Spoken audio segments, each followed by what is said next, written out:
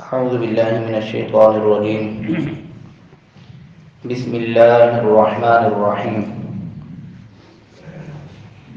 ولا تصعر خدك للناس ولا تمش في الأرض مرحا إن الله لا يحب كل مختال فخور واقصد في مشيك واغضض من صوتك إن أنكر الأصوات لصوت الحمير. صدق الله العظيم. ولا تصعر خدك للناس، اے میرے بیٹے لوگوں کے سامنے منہ پھلا کر بات مت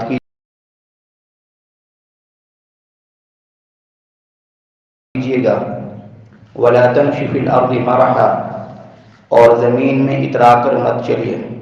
ان اللہ لا یحب کل مختال فخور، بے شک اللہ تبارک و تعالی کسی بھی تکبر کرنے والے، فخر کرنے والے کو پسند نہیں فرماتے. وقصد فی مشیک، اپنی چال میں میانہ روی اختیار کرو. واغضض من صوتک، اور اپنی آواز کو پست رکھو. ان انکر الاصوات لصوت الحمیر، بے شک آوازوں میں سب سے بری آواز گدھے کی آواز ہے، اس طرح چیخنا اور چلانا ہے. سورہ لقمان کی آیت نمبر 18 اور 19 ہے. ان دو آیتوں کے اندر حضرت لقمان علیہ السلام نے اپنے بیٹے کو اصلاح معاشرت کے حوالے سے 4 نصیحتیں فرمائیں. پہلی نصیحت، لوگوں کے ساتھ منہ پھلا کر بات نہ کرنا بلکہ خندہ پیشانی کے ساتھ بات کرنا. دوسری نصیحت، زمین پر اترا کر مت چلنا بلکہ عاجزی کے ساتھ چلنا. تیسری نصیحت، اپنی چال کے اندر میانہ روی، نہ تو زیادہ تیز چلنا نہ ہی متکبرین کی طرح مٹک مٹک کر آہستہ چلنا. چوتھی نصیحت، آواز یہی بولتے وقت چیخنا اور چلانا نہیں بلکہ اتنی آواز کے ساتھ گفتگو کرنا جتنی آواز کی ضرورت ہے. ان 4 میں سے پہلی جو چیز ہے یا پہلا وصف یا پہلی نصیحت، لوگوں کے ساتھ منہ پھلا کر بات کرنا، اس حوالے سے کل گفتگو ہو چکی ہے. دوسری نصیحت، اے میرے بیٹے زمین پر عاجزی کے ساتھ چلو. یہ حضرت لقمان علیہ السلام اپنے بیٹے کی تربیت فرما رہے ہیں.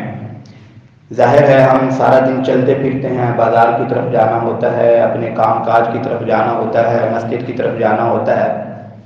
تو اس کے اندر حضرت لقمان علیہ السلام یہ نصیحت فرما رہے ہیں کہ جب ہم زمین پر چل رہے ہوں تو عاجزی کے ساتھ چلیں، تکبر کے ساتھ نہیں، مٹک کر نہیں. پہلی بات تو یہ، اس لیے کہ ہم زمین پر چل رہے ہیں اور زمین مٹی کی ہے، اور مٹی کے اندر اللہ تبارک و تعالی نے پستی اور عاجزی رکھی ہے. اور دوسری بات یہ ہے کہ میرے اور آپ کی جو تخلیق ہوئی ہے وہ بھی مٹی سے ہوئی ہے. میری اور آپ کی اصل، میرا اور آپ کا مادہ تخلیق وہ بھی کیا ہے؟ دراصل مٹی ہے. تو جب ہم چل بھی مٹی پہ رہے ہیں اور ہماری اصل اور ہماری بنیاد بھی مٹی ہے، اور اس مٹی کی اصل اور حقیقت کیا ہے؟ پستی اور عاجزی. تو پھر اس مٹی کے پتلے انسان کو کیسے یہ زیبا دیتا ہے کہ وہ تکبر کے ساتھ چلے؟ تکبر تو کس کی صفت ہے؟ اللہ کی صفت ہے. قرآن پاک میں صرف یہ نہیں کہا کہ اترا کر مت چلو، بلکہ باقاعدہ طور پر زمین کے لفظ کا اضافہ کیا ہے. وَلَا تَمْشِ فِي الْأَرْضِ، زمین پر اترا کر نہ چلو. حالانکہ انسان زمین پر ہی چلتا ہے، کسی ہوا میں تو نہیں چلتا، چلتا تو زمین پر ہے. لیکن ارض کا اضافہ اس لیے کیا، زمین کے لفظ کا اضافہ اس لیے کیا تھا کہ ہمیں معلوم ہو جائے کہ زمین مٹی کی ہے اور ہم بھی مٹی سے بنے ہیں، اور مٹی کے اندر اللہ نے کیا رکھی ہے؟ پستی رکھی ہے. یہ جو عناصر اربع ہیں، ہوا، آگ، پانی اور مٹی، یہ 4 عناصر ہیں.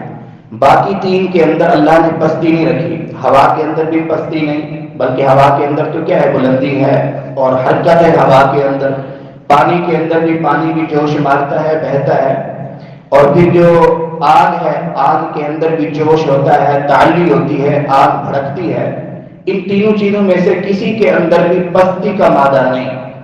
ایک مٹی ایک ایسا عنصر ہے کہ جس کے اندر اللہ تبارک و تعالی نے پستی کا مادہ رکھا ہے. مٹی نہ تو جوش مارتی ہے نہ اوپر کی طرف اٹھتی ہے. تو اس لیے یہ دس دیا جا رہا ہے مجھے اور آپ کو کہ مٹی خود پست ہے اور عاجز ہے. تم بھی مٹی سے بنائے گئے، جس زمین پر چل رہے ہو وہ بھی مٹی کی ہے، تو تم کیوں تکبر کر رہے ہو؟ وَلَا تَمْشِ فِي الْأَرْضِ مَرَحًا، تکبر کے ساتھ نہیں چلنا بلکہ عاجزی کے ساتھ چلنا. اس کے بعد 19ویں آیت کے اندر حضرت لقمان علیہ السلام نصیحت فرما رہے ہیں، وَقْصِدْ فِي مَشْيِكَ، اے میرے بیٹے چال کے اندر میانہ روی اختیار کرنا. چال کے اندر میانہ روی سے کیا مراد ہے؟ ایک مطلب تو یہ ہے کہ چلتے ہوئے نہ تو زیادہ دوڑ کر چلنا اور نہ ہی بالکل آہستہ آہستہ مٹک کر. یہ جو دوڑ کر چلنا ہے یہ انسان کی وقار کو ختم کرتا ہے. حدیث پاک کے اندر آتا ہے کہ مومن کی وقار اس سے ختم ہو جاتی ہے، مومن کا نور ختم ہو جاتا ہے. دوڑ کر چلنا اور بالکل آہستہ چلنا مٹک مٹک کر، یا تو یہ انسان تکبر کرتے ہوئے ایسے چل رہا ہوگا. اس صورت میں اگر دیکھا جائے تو اس طرح چلنا کیا ہے؟ حرام ہے. بعض لوگ دیکھے ہوں گے آپ نے مٹک مٹک کر چلنا، متکبرین کی چال، یہ تو بالکل حرام ہے.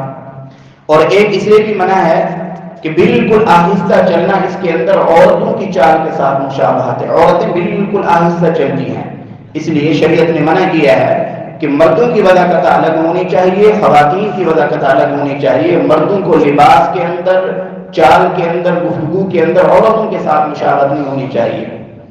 تو اس دائرے میں بھی دیکھیں گے تو اس طرح چلنا ناجائز ہے اگر انسان ارادتاً اور قصداً عورتوں کی طرح چل رہا ہے. یا پھر بالکل آرام سے چلنا، یہ مریضوں کی طرح چلنا ہے، بیماروں کی طرح. جو بیچارے بیمار ہوتے ہیں وہ بالکل آہستہ آہستہ چلتے ہیں.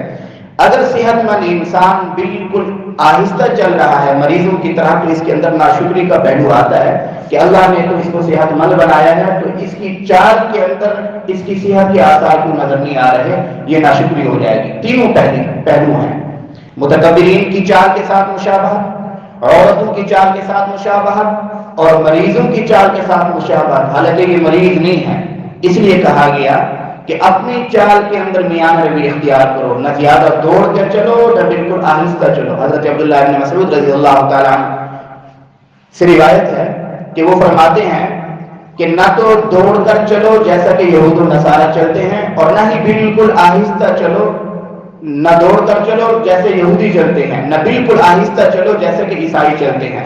اس سے معلوم ہوا کہ یہودیوں کی چال کے اندر کیا ہے؟ تیز رفتاری ہے، اور جو عیسائی ہیں وہ بالکل آہستہ چلتے ہیں.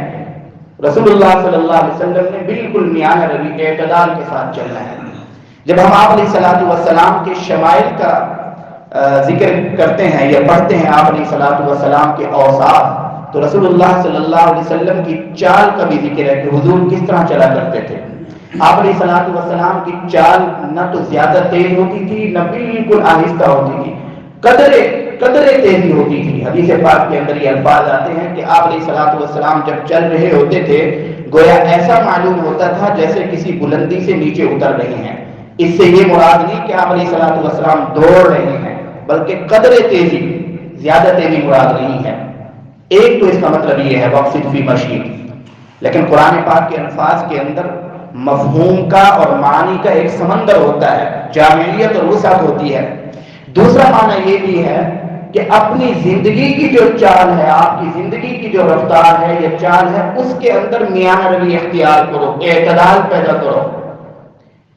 یعنی زندگی کے جتنے شعبے بھی ہیں ہر شعبے کے اندر کیا ہونا چاہیے؟ اعتدال ہونا چاہیے ہر شعبے کے اندر. مثال کے طور پہ ہم کما رہے ہیں اور خرچ کر رہے ہیں، ہماری کمائی اور خرچ کے درمیان کیا ہونا چاہیے؟ میانہ روی، توسط ہونا چاہیے اور اعتدال کے ساتھ ہمارا خرچ ہونا چاہیے. ایسا نہ ہو کہ ہماری آمدن کم ہو اور خرچ زیادہ ہو، اس سے شریعت منع کرتی ہے. بلکہ رسول اللہ صلی اللہ علیہ وسلم نے ارشاد فرمایا ما عال من اقتصد، جو شخص میانہ روی اختیار کرے گا اپنی آمدن اور خرچ کے درمیان ایک توازن رکھے گا، اعتدال رکھے گا، تو وہ شخص کبھی بھی فقیر نہیں ہوگا، کنگال نہیں ہوگا. یہ رسول اللہ صلی اللہ علیہ وسلم کی تعلیم ہے. یعنی اپنے خرچ کے اندر بھی میانہ روی ہونی چاہیے. اسی طرح میانہ روی ہر شعبے میں، زندگی کے ہر شعبے کے اندر. یعنی ہم کسی کے ساتھ دوستی رکھ رہے ہیں تو میانہ روی کے ساتھ، کسی کے ساتھ اگر اختلاف پیدا ہو گیا ہے دشمنی تو نہیں کہی جا سکتی، بعض لوگ دشمنی بھی کرتے ہیں، لیکن اختلاف پیدا ہو گیا، رائے کا اختلاف یا کسی قسم کی مخالفت پیدا ہو گئی ہے، تو وہ مخالفت اور اختلاف بھی کیا ہونی چاہیے؟ میاں روی کے ساتھ۔ حدیث پاک ہے، رسول اللہ صلی اللہ علیہ وسلم نے ارشاد فرمایا، یہ حدیث سنیے اور اس پر آج کے دور میں عمل کرنے کی شدید ضرورت ہے۔ آپ علیہ الصلوۃ والسلام نے ارشاد فرمایا، احبب حبیبک ہونا ما عسى ان يكون بغيضك يوما ما وابغض بغيضك هونا ما عسى ان يكون حبيبك يوما ما، کہ اپنے دوست کے ساتھ محبت بھی میانہ روی کے ساتھ کرو۔ کسی کے ساتھ محبت کا تعلق ہو جاتا ہے، انسان اس کے قریب ہو جاتا ہے، دوستانہ پیدا ہو جاتا ہے، تو حضور علیہ الصلوۃ والسلام نے ارشاد فرمایا میانہ روی کے ساتھ، میانہ روی کے ساتھ۔ میانہ روی کا مطلب یہ ہے کہ یہ نہیں کہ اپنے دوست کے سامنے اپنی ساری پرسنل لائف آپ نے کھول کے رکھ دی ہے، گھر کے سارے معاملات کھول کے رکھ دیے ہیں، اپنی ساری کمزوریاں کھول کے رکھ دی ہیں، اپنے سارے عیوب کھول کے رکھ دیے ہیں۔ جب آپ یہ ساری چیزیں کھول کے رکھیں گے، حضور علیہ الصلوۃ والسلام نے فرمایا کہ اس کے اندر احتیاط کرو۔ کیوں؟ ہو سکتا ہے کہ جس کے ساتھ آج آپ کی دوستی ہے، کل وہ آپ کا دشمن بن جائے۔ جب کل کو وہ آپ کا دشمن بنے گا، آپ نے تو اپنے گھر کے سارے معاملات اس کے سامنے کھول کے رکھے ہوئے ہیں، اپنی ساری کمزوریاں اس کے سامنے کھول کے رکھی ہوئی ہیں، کل کو وہ آپ کے عیوب کو اور آپ کی کمزوری کو اچھالتا پھرے گا۔ ایسے ہوتا ہے گھر کے معاملات سے لے کر حکومت کے معاملات تک۔ آپ دیکھیں ہر بندہ جب بھی کسی کے ساتھ دشمنی ہوتی ہے تو کہتے ہیں کہ تھوڑا احتیاط کے ساتھ میرے ساتھ گفتگو کرو ورنہ میں سب کچھ کھول کے رکھ دوں گا۔ مطلب یہ ہوتا ہے کہ اس کے پاس بڑے راز ہوتے ہیں اور آپ نے وہ خود راز دیے ہوتے ہیں، میں نے وہ خود راز اس کو دیے ہوتے ہیں۔ اس لیے حضور علیہ الصلوۃ والسلام نے فرمایا دوستی کے اندر بھی کیا ہونی چاہیے؟ میانہ روی، اور دشمنی کے اندر بھی۔ اگر ہماری کسی کے ساتھ دشمنی یا مخالفت ہو جاتی ہے، اختلاف پیدا ہو جاتا ہے، میانہ روی کے ساتھ تہذیب کے دائرے میں، شائستگی کے دائرے میں اس کے ساتھ اختلاف کریں۔ اگر ہم ذاتیات پہ اتر آتے ہیں، ذاتیات پہ اتر آتے ہیں اور اللہ معاف کرے جس طرح کی زبان استعمال کی جاتی ہے آج کے مخالفین کے بارے میں، نہ اس کی ماں کو چھوڑا جاتا ہے، نہ اس کی بہن کو چھوڑا جاتا ہے، اور اس کے اوپر الزامات کی بارش ہوتی ہے، حضور نے فرمایا اے میری امت، جب کسی کے ساتھ اختلاف پیدا ہو جائے تو اس کے اندر بھی میانہ روی اختیار کرو۔ ہو سکتا ہے کہ جو شخص آج آپ کا دشمن ہے کل کو آپ کا دوست ہو، تاکہ آپ کو کسی قسم کی شرمندگی نہ اٹھانی پڑے کہ میں اپنے دوست کے ساتھ ماضی کے اندر کیا کرتا رہا ہوں۔ اب یہ میانہ روی کا سبق دیا جا رہا ہے۔ اسی طرح میانہ روی کا ایک مطلب یہ بھی ہے حقوق اللہ اور حقوق العباد، اللہ کے حقوق اور بندوں کے حقوق کے درمیان میں توازن رکھو۔ یہ نہ ہو کہ صرف نمازیں تو پڑھ رہے ہو، اللہ کا حق تو ادا کر رہے ہو، قرآن پاک کی تلاوت بھی ہو رہی ہے، ذکر و اذکار بھی ہو رہے ہیں، رمضان کے روزے بھی رکھ رہے ہو، یہ ساری کی ساری چیزیں کیا ہیں؟ اللہ کے حقوق۔ حج اور عمرہ بھی ادا کر رہے ہو، یہ ساری چیزیں کس میں آتی ہیں؟ حقوق اللہ میں آتی ہیں۔ لیکن حقوق العباد، لوگوں کا حق ادا نہیں کر رہے، بہنوں کو وراثت نہیں دے رہے، اپنی اولاد کے اوپر صحیح معنوں میں خرچ نہیں کر رہے، بیوی کا معنوں نفقہ نہیں دے رہے، آپ پڑوسی کے حقوق ادا نہیں کر رہے، بیماروں کے حقوق ادا نہیں کر رہے، یعنی حقوق اللہ تو انسان کی زندگی کے اندر بڑے واضح طور پہ نظر آ رہے ہیں، لیکن حقوق العباد کی طرف توجہ نہیں۔ اس کا مطلب ہے کہ اس کی زندگی کے اندر میانہ روی نہیں، اعتدال نہیں ہے، اس کی زندگی کے اندر توازن نہیں ہے۔ توازن ہوتا تو حقوق اللہ اور حقوق العباد دونوں کو ساتھ لے کے چلتا۔ آپ حضرات کے سامنے شاید وہ حدیث آئی ہوگی، ایک صحابی گئے اور انہوں نے جا کر اپنے دوسرے صحابی دوست کے گھر میں ٹھہرے، ان کی بیوی کو دیکھا کہ ان کی بیوی بالکل سادہ کپڑوں کے اندر ملبوس ہیں، وہ ان کی محرم ہوگی، ظاہر ہے انہوں نے دیکھا اس کو، یعنی بالکل سادہ کپڑوں کے اندر کسی قسم کی کوئی زیب و زینت نہیں۔ وہ وہاں جا کر 2-3 راتیں ٹھہرے تو ان سے پوچھا، اس عورت سے پوچھا کہ آپ ایک بیوی ہیں، آپ کے خاوند گھر کے اندر موجود ہیں، آپ کے جسم کے اوپر کوئی زیب و زینت تو نظر نہیں آ رہی؟ تو وہ بیوی کہنے لگی کہ میں زیب و زینت کیوں اختیار کروں، میرے خاوند کو کوئی ضرورت ہی نہیں ہے، دن ہوتا ہے تو روزہ رکھ دیتا ہے، رمضان کے علاوہ کی بات ہو رہی ہے پورے سال، رات ہوتی ہے تو مصلے پہ چڑھ جاتا ہے، ساری رات عبادت کرتا ہے، میرے پاس تو آتا نہیں، میں زیب و زینت کیوں اختیار کروں؟ یہ صحابی جو جا کر مہمان ٹھہرے تھے، انہوں نے جا کر یہ ساری کی ساری حقیقت رسول اللہ صلی اللہ علیہ وسلم کے سامنے رکھی۔ آپ علیہ السلام اور اس صحابی کو بھی لے کے گئے، میزبان صحابی کو، رسول اللہ صلی اللہ علیہ وسلم نے شدید غصے کا اظہار فرمایا، شدید غصے کا اظہار فرمایا۔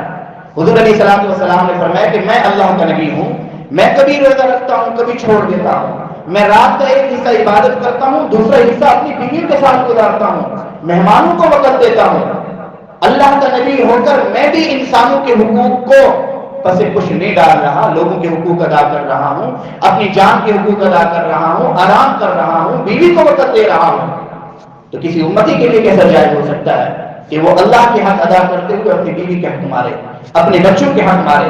یہ اس کا مطلب ہے کہ اس کی زندگی کے اندر توازن نہیں، اس کی زندگی کے اندر اعتدال نہیں۔ تو اس کا جو مطلب ہے وقصد فی مشیک، اپنی زندگی کے اندر میانہ روی اختیار کرو، اعتدال پیدا کرو، توازن پیدا کرو۔ اس کا صرف یہ معنی نہیں کہ صرف چلتے ہوئے راستے پر اعتدال ہونا چاہیے کہ زیادہ تیز نہیں بھاگنا اور بالکل آرام سے نہیں چلنا، بلکہ زندگی کے ہر شعبے کے اندر، ہر قدم کے اندر کیا ہونا چاہیے؟ اعتدال کا قدم، توازن کا قدم ہونا چاہیے۔ بڑی وسیع اس کی جو ہے نا کیا ہے، اس کا مفہوم ہے بڑا وسیع۔ اس مفہوم کو سامنے رکھ کر ہمیں اپنی زندگی گزارنی چاہیے۔ اور اعتدال اس امت کا خاصہ ہے، اس امت کا۔ اللہ تبارک و تعالیٰ فرماتے ہیں تلک امۃ وسطا، کہ یہ امت تو ہے بھی بڑی معتدل امت ہے، اللہ کے حقوق ادا کر رہی ہے، بندوں کے حقوق ادا کر رہی ہے، میانہ روی کے ساتھ، توازن کے ساتھ یہ امت آگے بڑھ رہی ہے۔ اللہ تبارک و تعالیٰ ہم سب کو اعتدال والی زندگی اور توازن والی زندگی ہم سب کو نصیب فرمائے۔ ہر قسم کی افراط و تفریط سے، ہر قسم کے اتار چڑھاؤ سے، ہر قسم کی اللہ تبارک و تعالیٰ امتحان سے ہم سب کو محفوظ فرمائے۔